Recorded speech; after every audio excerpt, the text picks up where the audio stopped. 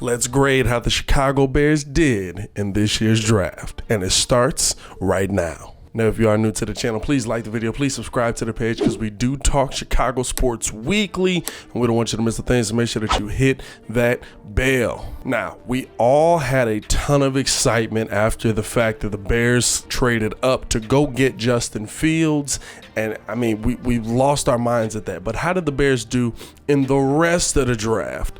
Now, overall, I would say personally, this was an A+ draft for the Chicago Bears, because I fully believe that you went out and you got your starting quarterback for the next 15 years if he's able to stay healthy. You've got your starting quarterback. You finally found a franchise quarterback, and that alone makes this an A+ draft for the Chicago Bears. But that's not all the Bears did, right? We're talking about a team that went out and realized finally that, hey, we got some offensive line issues. Let's go get some tackles in here. Oh, that's exactly what you're going to do by the addition of Tevin Jenkins and Larry Borum.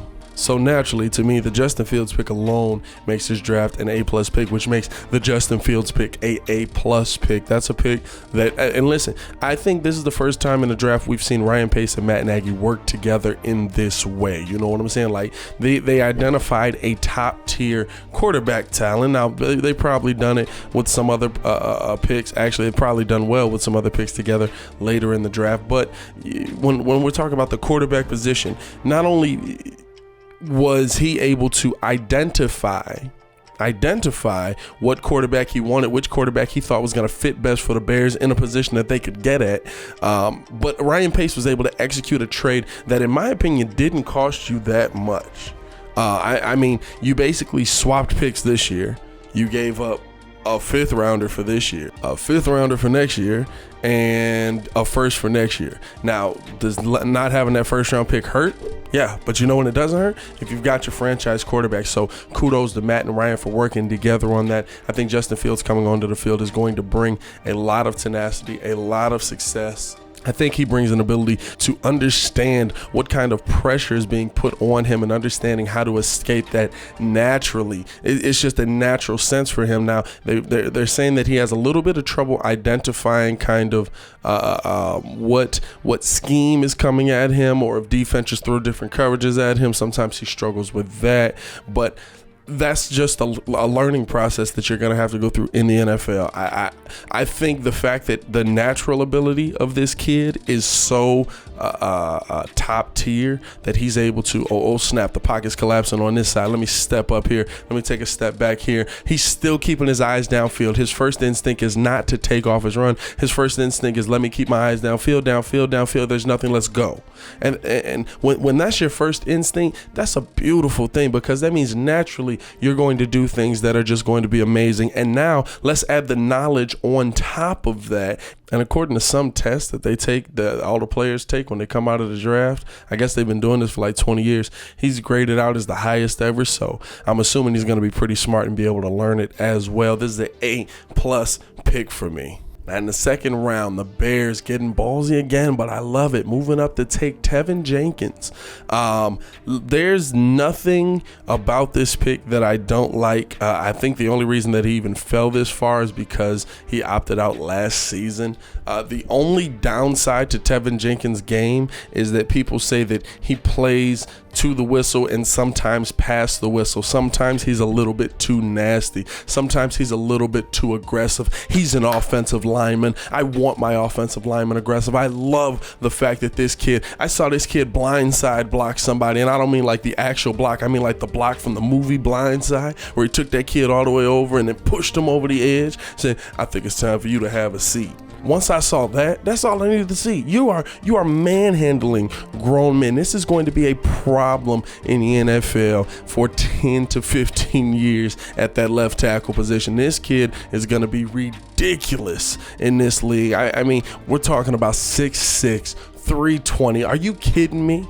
Are you kidding me? This kid's gonna be moving people for years to come, and his mindset is already right. He said he's been trained since he was in Pee Wee. You keep your quarterback clean. If your quarterback gets dirty, now you got to take it up with me. That's what you love to hear from a kid coming in to the league, and you're pairing that already up with Cody Whitehair, with James Daniel, and then I guess Jermaine Ifedi too. I don't know. Maybe he makes him better at some point. But you're really looking to replace Charles Leno Jr. at some point, and I think this kid will be able to do that before training camp even gets started. Now, before I continue with the video, I want to know how you guys feel. Let me know in the comments below. What is your grade for the Chicago Bears draft and for the players taken in this draft? I'll be down there talking with you as well. Now, because you moved up to go get those guys, and you had already didn't have your 4th pick in the draft anyway, so now the 5th pick is where you next come in, and I love the fact that they went with Larry Borum, because to me that's the kind of day 3 prospect that you want. He's a swing tackle type prospect that I fully believe is something that Ryan Pace has been key at finding. One of those guys who, okay, what does he do well? This kid is pure power coming off of the ball. He's just looking to attack the guy standing on the other side of him. I would say this is probably a B+ pick, just because I do believe that based on what a lot of people are saying, that there's going to be some issues that you're going to have to work through with footwork and technique and things like that. But the fact that he's just pure power, pure muscle coming off of that other side, that really it makes it worth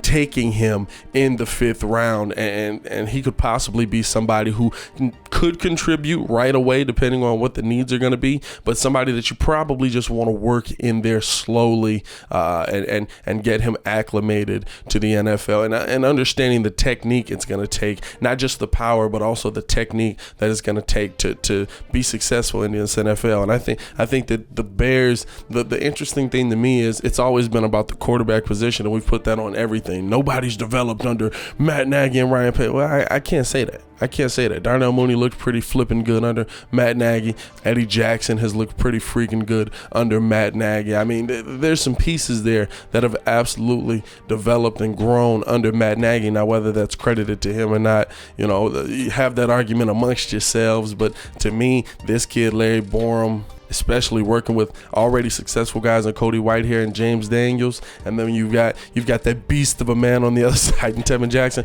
I think that he's going to be pretty good for the Chicago Bears.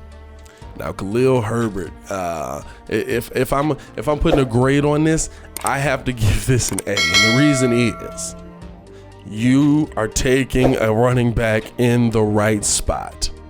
Let's not be taking running backs and picks that we need solid position players, because I fully still believe that a running back is all predicated on his offensive line. I think if Jenkins is able to have a good starting season this year, we're going to see the best year we've seen yet for David Montgomery. Now, the knock on Herbert a little bit is that he's not an every down back, but that's also based in college. What he was doing in college, they said he didn't catch a ton of passes. I believe 10 was his career high. What scheme were they running? You know what I'm saying? Like you've got to kind of dig deeper into that, and I can't just throw that on him. I can't say he can't catch passes. But I mean, when you look at this kid, he rushed at Kansas for 2,900 yards and 22 touchdowns over his college career. 2020 being one of his most impressive seasons, 1,200 rushing yards last season for the young man, and I believe that was only in 11 games. And when we're talking about the Bears need a running back, the thing that accompanies him the most, that I like the most, is the 7.7 yards per carry that he put on last year. Where the Bears running game just needs that little bit of a spark, just needs that little bit of a boost. Hopefully they've been able to get it, and you'll be able to add this in as another little bit of a hit for the Chicago Bears. So I'm giving this an A on the grade, based on the fact that, again, it's Ryan Pace finding somebody in the 6th round that I believe you can use day one, play one if you needed to.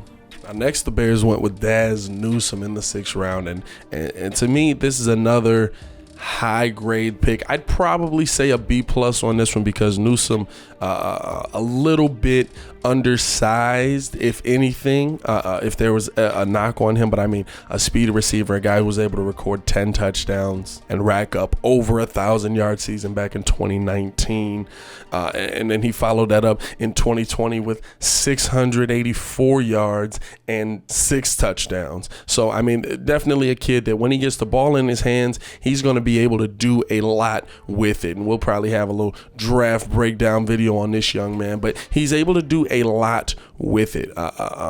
He's one of those guys that, as crazy as it sounds, right? As crazy as it sounds, in the 6th round to be throwing this name attached to him, but a lot of the plays that I saw from him were a pass that went 6 yards that he turned into 60, a Tyreek Hill type of dynamic player. And I don't think the stereotype of, oh, well, he's small, he's not going to be able, that worked in college, you know what I'm saying? He was able to get knocked off his routes. He was able to, players were able to kind of bump up against him and push him off of what he wanted to do, but he was still able to cover, still able to make plays, you know what I'm saying? Like, to me, that doesn't always translate to the NFL, because when you get in the NFL, you're training different, you're playing different, you're living, eating, breathing football. And so I think that if they're able to get him in here, they're able to bulk him up a little bit before the season and then bulk him up throughout his career, this young man is going to be somebody who's a name that we could know for years to come based on his big play ability. He is a speedster. He's a guy that is shifty, and I think that he's a guy that the Bears could absolutely use pairing up with A-Rob and Mooney. And the other thing about him, he's got some experience returning punts. He'll be able to return kickoffs for you with the loss of Cordero Patterson, and bringing back Tariq Cohen, who you probably don't want to put in harm's way play in and play out. I think that that's going to be big for the Bears. And so I really like this pick. I really like this pick. I think this is going to be a good pick for the Bears moving forward. Now, this here is the guy I love, Thomas Graham Jr. The fact that the Bears were able to pick him up this late, I understand that he opted out. I understand, but bro, y'all let him fall to pick 228 in the 6th round. Are you joking right now? Y'all let him fall that far. This kid, listen, I don't watch a ton of college football, but what I did watch of this kid here, of course after the Bears made the pick, no cap here, but what I did watch of this kid, he, to me, out of a lot of the DBs that we looked at going into the draft, a lot of the DBs that I was looking at, who I thought the Bears really could make a move at, to me, he's got some of the best ball hawking skills that I have seen out of a DB. And that's Ryan Pace's kind of guy, right? That's Ryan Pace's kind of guy. Jalen Johnson, kind of the, hey, I'm going to be in here, I'm going to make solid play. Jalen Johnson is undoubtedly your number one. He's a guy that I'm going to make the solid play. I'm not going to allow a pass to get here. If there's an opportunity for a pick, I'll go for it. But my job is to break the play up. This kid here wants the pick. This kid here wants to pick at Oregon in 3 seasons. He racked up 183 tackles, 8 interceptions, 10.5 tackles for loss, and 32 pass breakups. Now, you're probably thinking, hey, that's going to be somebody they can attack. He didn't have a ton of pass breakups. I agree with you. But when you have somebody who has the sure hands, when he's got the hands that, hey, listen, you throw it my way, it might be going the other way, that helps this Bears defense, especially if you can get this defensive line rolling again. There's going to be some balls in the air. How many times last season did we see guys with the ball in their hands and it just fell clean through?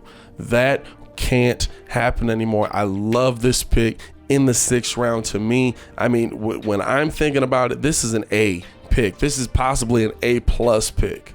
I fully believe this is another case of Ryan Pace swooping in where somebody else is kind of putting a prejudgment on a guy, not based on what he did on the field, but based on what happened off the field. The fact that he opted out in 2020 and didn't come to compete in 2020. Oh, now you let him fall to the 6th round. I think the Bears got a steal at quarterback. This guy was one of the best in the country, and I believe him and Jalen Johnson already have kind of a relationship, like they've known each other for a while. So coming in, already having that chemistry, this is a kid, I'm going to be real with you, he could start day one. He could start day one. Now, he probably won't, but I believe he has that kind of talent. I am amazed that he fell this far in the draft. And then with their last pick in the 7th round, I still give this a B. Chris Tonga, a guy who BYU DT, he appeared in like 47 games for BYU. And I mean, listen, the kid's got talent. The kid's got potential. He's got an ability to definitely find the quarterback. He totaled up 130 tackles. 16 of those were tackles for loss, 8.5 sacks. That's what you like to see. You're pairing a guy that can get to the quarterback with guys who always get to the quarterback.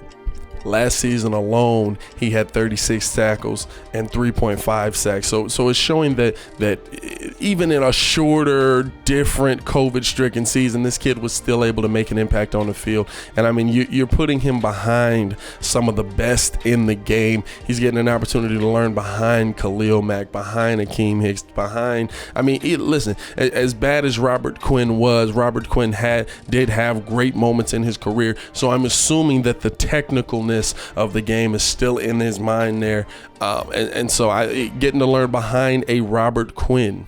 But at 6'4", 322 pounds, he's a guy that absolutely is a mountain of a man and should be able to go out there and physically impose his will. Now, if you add the technique into that, if you add the ability that he already has, and you add him learning in this game, this is a B pick for me, because Ryan Pace, this is how you make these moves. You know what I'm saying? He's got guys in the pipeline who can come up once, Khalil Mack, Robert Quinn get too old. This is how you want to start making these moves now. And yeah, they're later moves. They're guys that might not pan out, but you want to understand that. You want to take a flyer on those guys. And I'm going to be real with you. I kind of defer to Ryan Pace on the 5th, 6th, 7th round, because that is where he has eaten. That is where he has found some of his best talent. And so, hey, hats off to you, Ryan Pace. Hats off to you, Matt Nagy. Like I said, overall, to me, an A+ draft for the Chicago Bears. The fact that I'm still giving you B's and A's in the 6th and 7th round should tell you all you need to know about the thought process that I think they came into this draft with and how successful they were at accomplishing it. But as always, I want to know how you guys feel. Let me know in the comments below. I'll be down there talking with you as well. How do you think the Chicago Bears graded out in this year's draft? As always, it is your boy Pat the Designer, back at it again to continue watching our Chicago Bears content. Click the links here or check the links in the description below. Y'all stay safe out there, Chicago. Peace.